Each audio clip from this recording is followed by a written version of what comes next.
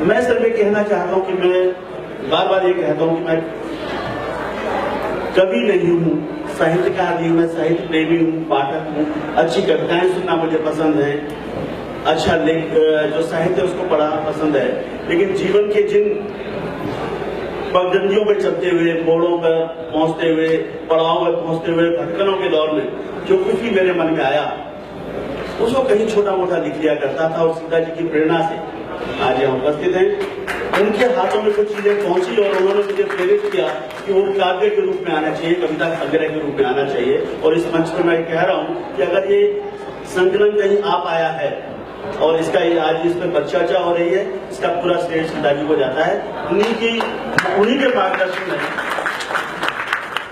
इसका प्रकाशन हो पाया है।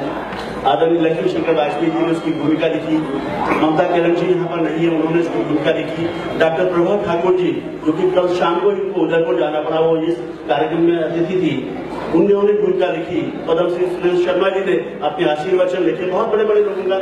जब सीता जी कहती थी कि इस कविताओं में थोड़ा बहुत कम है तो छपाओ, तो मुझे लगता था कि पारिवारिक सदस्य हैं तो मुझे कहती होंगी, लेकिन जब लक्ष्मी शंकर वाजपेयी जी के बात पहुंची और जब भूमिका आई तो मुझे लगा कि कहीं कुछ सफल हो पाए होंगे के विषय में, तो उन सब चीजों को मैं लिख पाया हूँ। तो ये तो आप समीक्षक बता पाएंगे क्या कुछ मैं लिख पाया हूँ, नहीं लिख पाया हूँ। एक बात जो क्योंकि मैं बात काव्य की हो रही है, उस काव्य के साथ बहुत छोटी सी बात कौन सा मैं जोड़ना चाहूंगा।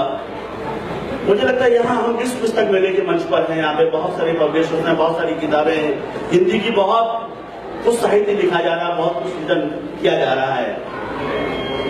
वो सृजन तभी सफल हो पाएगा जब उसको पढ़ने वाले पाठक।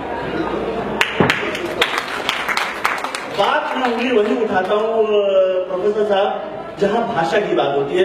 मैं लंबे समय से भाषा की लड़ाई लड़ रहा हूँ।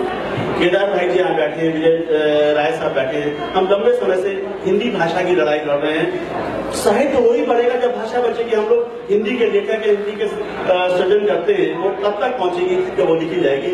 और लंबे समय तक हिंदी के लिए काम करने के बाद हमने ये महसूस किया कि हमें अब दिशा अपनी बदलनी होगी। हम हिंदुस्तानी भाषा की बात करेंगे। हमारी भाषा तभी जिंदा रहेगी जब प्रांतीय भाषाएं जिंदा रहेंगी, क्षेत्रीय भाषाएं जिंदा रहेंगी। हिंदी को आज आंदोलनों की जरूरत नहीं है, हिंदी को आज क्रांति की जरूरत नहीं है, हिंदी को किसी सत्याग्रह की जरूरत नहीं है। हिंदी को अगर जरूरत है तो सर्व स्वीकारिता की जरूरत है। जिसको नॉर्थ के अंदर भी लोग समझे, जिसको साउथ में भी लोग समझे, वो स्वीकारिता बढ़ेगी। उसी दिन हिंदी अपने आप में राष्ट्रभाषा भी बन जाएगी और सर्व स्वीकारिता भी बढ़ जाएगी। जरूरत इस बात की है कि हिंदी के साहित्य को अन्य भाषाओं के अंदर उनका अनुवाद हो, उनकी और क्षेत्रीय भाषाओं का अनुवाद हिंदी में हो, हम एक दूसरे के नजदीक जाएं, उसको समझें, हिंदी अपने आप ही चल पड़ेगी। ये बात तो जो हिंदी में जो भी सृजन हो रहा है, मैं इस सभी साहित्य प्रेमियों से ये जरूर कहना चाहूंगा कि हिंदी भाषा के लिए, साहित्य के लिए उस दिशा में जो लोग काम कर रहे हैं उनका हाथ बढ़ाएं। हम इस दिशा में काम कर रहे हैं। मैं आप लोगों को आह्वान करता हूँ कि आप हमारा इसमें जरूर इसके बीच में सहयोग करिए, तभी हमारा सृजन जिंदा रहेगा। पहली बात।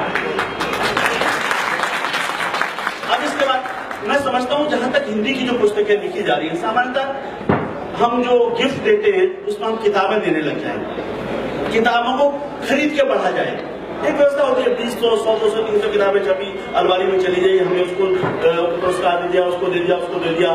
सामान्यतः हमारे अंदर हिंदी पाठकों के अंदर पुस्तकों को खरीद के पढ़ने की परंपरा नहीं है। इस परंपरा का निर्वाह होना चाहिए और ज्यादा से ज्यादा लोग इसको पढ़ें, हम लोगों को पढ़ें और लोगों को बाहर कोई भी पुस्तकें दें। ये मेरी व्यक्तिगत राय थी, मैं पुस्तक से अलग हटके बात कर रहा हूँ। तो मैं इन्हीं शब्दों के साथ आप सभी जो लोग यहाँ बैठे हैं, मेरे मित्र बैठे हैं, साहित्य प्रेमी बैठे हैं, वो आप लोग आए, आपको मैं अभिनंदन करता हूँ। और इस कड़ी में आगे की कार्रवाई के लिए मैं किरण जी को मंच ये माइक देता हूँ कि आगे की कार्रवाई